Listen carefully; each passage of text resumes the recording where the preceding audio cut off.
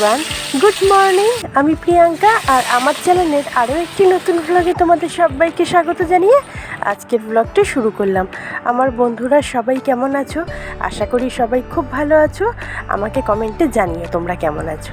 আর আমিও ভালো আছি। তো চলো, আজ একটা নতুন দিন তোমাদেরকে সঙ্গে নিয়ে আজ একটা নতুন ব্লগ শুরু করে ফেলি। তো আজকে সকালটা শুরু করে দিলাম আমার বরের টিফিন বানানো নিয়ে। আমি যখন পুজো দিচ্ছিলাম ততক্ষণে ও স্যান্ডউইচের পুরটা বানিয়ে ফেলেছিল। ওই আলু সেদ্ধ করে, ডিম সেদ্ধ করে, সেটাকে বাটার দিয়ে কড়াইতে একটুখানি ফ্রাই করে নিয়ে তার মধ্যে গাজর কুচি, ক্যাপসিকাম কুচি দিয়ে আর পরিমাণ মতো লবণ মিষ্টি দিয়ে পুরটা বানিয়েছে। তার মধ্যে পাউরুটি দিয়ে, পাউরুটির মধ্যে ভালো করে আগে মেয়োনিজ মাখিয়ে নিল, তারপরে পুরটা দিয়ে, তারপর শসা দিয়ে আর একটা পাউরুটিতে মেয়োনিজ মাখিয়ে তার ওপর দিয়ে এইভাবে স্যান্ডউইচগুলি এক এক করে বানিয়ে ফেললো। তো তারপরে টিফিন খেয়ে আমি সোজা বসিয়ে দিলাম রান্না বান্না। আজকে অবশ্য তরকারিটা, মানে যেটা লাউ ঘন্ট করেছিল আমার বৌদি করেছিল, লাউ ঘন্টটা আমি স্নান করতে গেছিলাম তখন বৌদি লাউ ঘন্টটা করে রেখেছিল আর বড়ি দিয়ে, ধনেপাতা দিয়ে। ওই জন্য না, ওই তখন তো আর ভিডিও শুরু করিনি, ওই জন্য ওই ভিডিওটা দেখানো হয়নি। আর আমার কিরম ভোলা মন দেখো, তরকারিটাও তোমাদের সঙ্গে রান্নার পর দেখাতে ভুলে গেছি। তো তারপরে দেখো আমি ভাত বসিয়ে দিয়েছি। আজকে হবে রাত্রিবেলায় জল ঢালা ভাত আর বড়া ভাজা। সবাই বলেছে গরমের মধ্যে আর এত তরকারি পাতি দিয়ে ভাত খেতে ভালো লাগছে না রাত্রেবেলা। কালকেই বলে রেখেছি আজকে রাতে হবে জল ঢালা ভাত আর বড়া ভাজা। তো ওই কারণে আমি গ্যাসেই আজকের ভাত বসিয়েছি আর একটু বড় হাঁড়িতে। আর ওদিকে দেখো নিয়ে এসছে ভোলা মাছ। অমিত ভোলা মাছ খেতে ভীষণ ভালোবাসে, তাই ভোলা মাছের ঝাল করব, আমের ডাল, আর বৌদি তরকারিটা করেই রেখেছে। আর পেঁয়াজ টমেটো ধনেপাতা দিয়ে ভোলা মাছের ঝালটা বানাবো, আর আমের ডাল করব আর ভাত। আর রাত্রিবেলার জন্য বিকেলবেলায় মুসুর ডাল ভিজিয়ে দেবো আর ভাতে জলটা ঢেলে রাখবো। রাত্রিবেলায় গরম গরম বড়া ভাজবো আর জল ঢালা ভাত।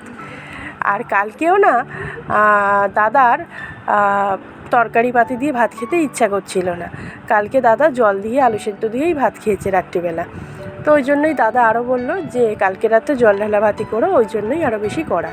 তো দেখো পেঁয়াজটা ভালো করে ভাজা ভাজা করে নিয়ে ওর মধ্যে আদা রসুন বাটা দিয়েছি, অল্প একটু টমেটো কুচি দিয়ে, হলুদ গুঁড়ো, কাঁচা লঙ্কা, লঙ্কার গুঁড়োটা একদমই শেষ হয়ে গেছিলো। ভোলা মাছে দিলে একটু ভালোই হতো, যদিও শেষ হয়ে গেছিলো। আর আমি আর আলাদা করে আনাইনি। ওই জন্য মাছটা বসানোর পর মনে পড়েছে যখন মশলাপাতি দিচ্ছি যে বাবা একটু লঙ্কার গুঁড়ো আনালে তো ভালো হতো, লঙ্কার গুঁড়োটা পুরোটাই শেষ। তো তারপরে কাঁচা লঙ্কার ঝাল দিয়েই করে ফেলেছি মাছটা, আর খেতে অসাধারণ হয়েছিল।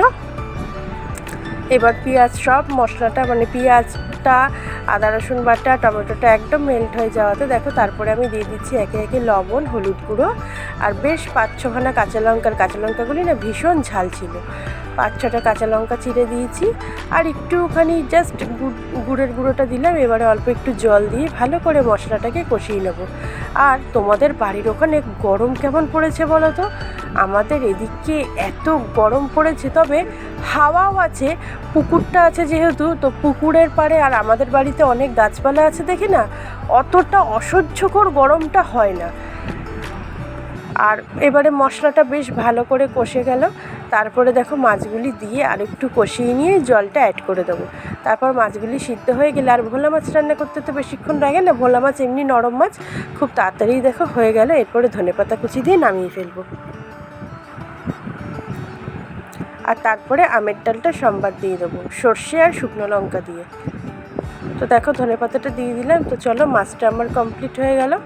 এরপরে চলো আমের ডালটা সম্বার করে ফেলি। ডালটা সিদ্ধ করে নিয়েছিলাম আগেই, আম দিয়ে ডাল দিয়ে। আর এদিকে দেখো কড়াইতে সর্ষে আর শুকনো লঙ্কা দিয়ে এবার ডালটা দিয়ে দিলাম। ডালটা হলেই আমার রান্না শেষ। তো চলো বন্ধুরা, আজকের মতন ব্লগটা এখানে শেষ করলাম। আজকের ব্লগটা যদি ভালো লেগে থাকে তাহলে প্লিজ চ্যানেলটা সাবস্ক্রাইব করে আমার পাশে থেকো, লাইক করো, কমেন্টে জানিও কেমন হয়েছে। আর এতক্ষণ ধরে আমার বকবক শোনার জন্য সকলকে অসংখ্য ধন্যবাদ জানালাম।